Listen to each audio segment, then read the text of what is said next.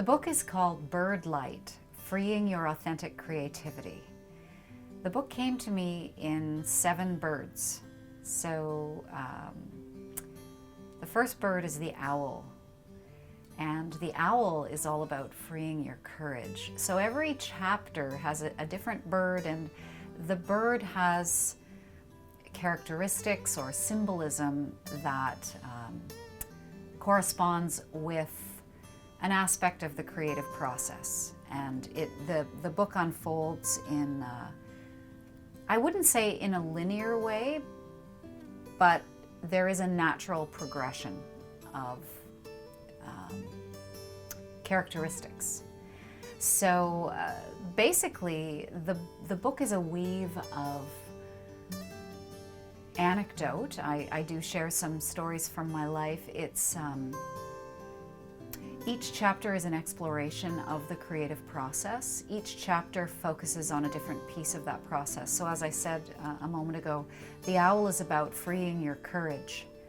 And every chapter is about freeing an aspect of you that you will now have to use, to work with.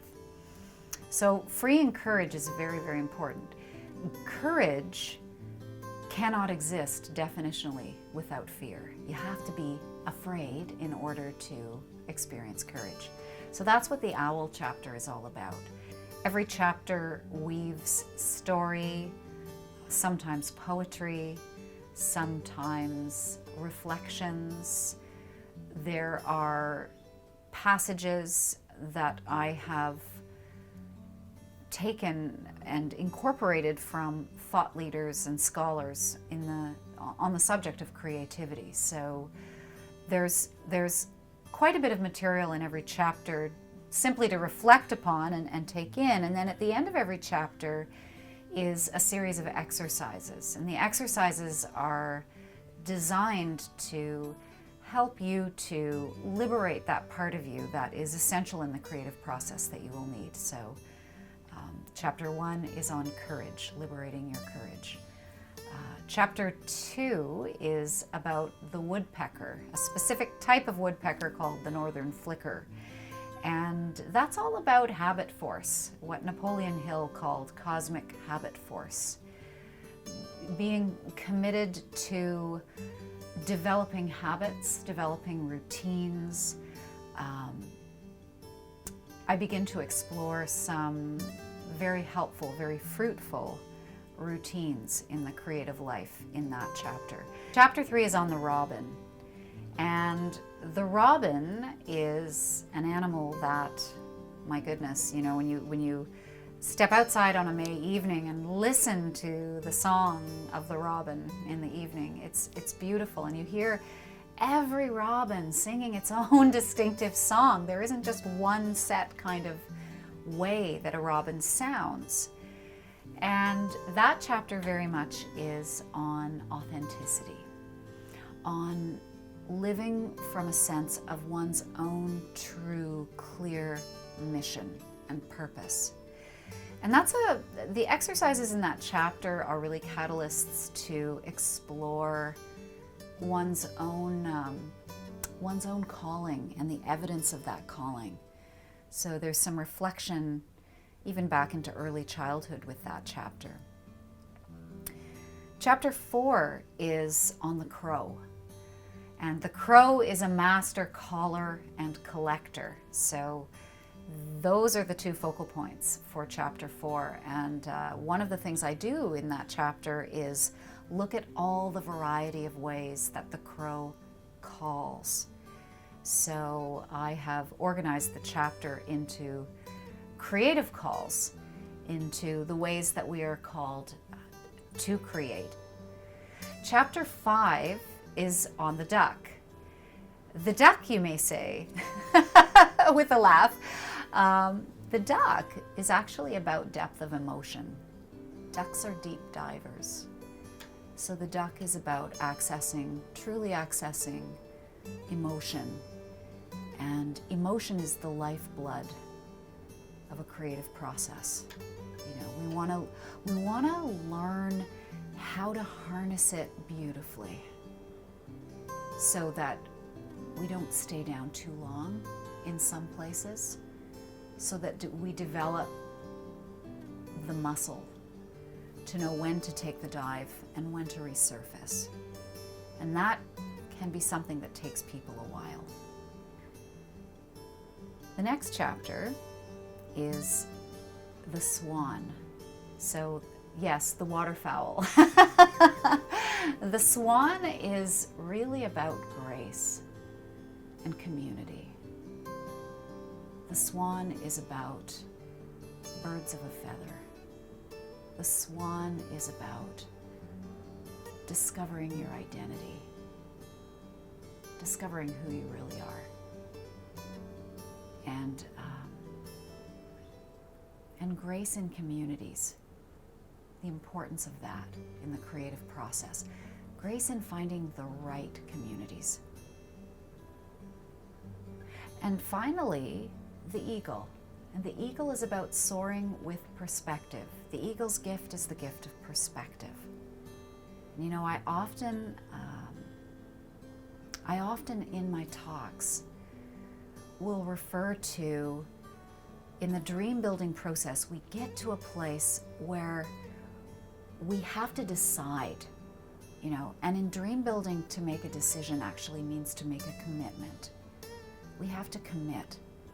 And when we commit to ourselves and to our vision, and when we say to ourselves, I'm going to go to a higher place, I'm going to vote for this, I'm going to go for this. It's scary, yes, but the wonderful gift that comes with the clarity of making that decision is the higher vantage point where more can be seen. If we stay small and safe, we miss out on the gift of the eagle, because the eagle is the highest flyer of all. That chapter focuses on techniques for making that ascent and making it part of a daily process so that we gain the clarity that comes in that gift of having that higher perspective, where we suddenly see the problem that we're struggling with is very small on a certain level compared to this beautiful, vast world that we're part of. So we want to gain that altitude, and that's what the eagle is about. It's so important when we read a self-help book that we don't simply walk away in that kind of buzz of inspiration, because inspiration, now I'm going to quote my teacher Mary Morrissey, inspiration without action is merely entertainment. And I think a lot of people go to the self-help shelves and they buy self-help books with the best of intentions to transform their lives, and they enjoy being, you know, wrapped in the story and held in that energy, and they love the books. And of course, I invite people to have that experience with this book, but on another level, doing the exercises is really important, because then it goes from a reading experience, which can be a primarily passive experience. I mean, of course, you're co-creating, you're creating meaning as you read, but if we don't take action for our dream, action is like the ground wire. You know, action is like, it's like when you wire a house. You can have all the circuitry in place, but if you don't have action, you're not connected to the ground wire, and your lights aren't going to go on. And it's not because there's anything particularly wrong with you, or that it's your karma, that you don't deserve to have light in your home. Your lights aren't going on because you're not connected. Action connects us to the world of results. This book is only partially completed for you if you simply read it.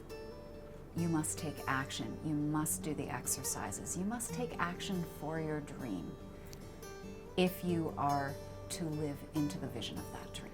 Birdlight is a book that invites you inside. It's a book that takes you through a weave of various experiences, various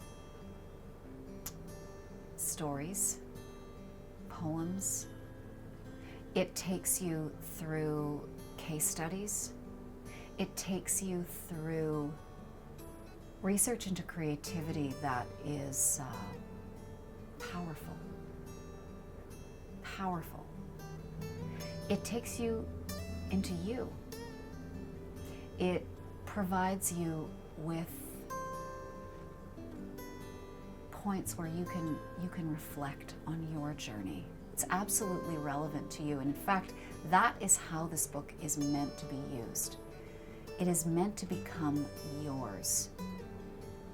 Your story becomes part of the weave of this book.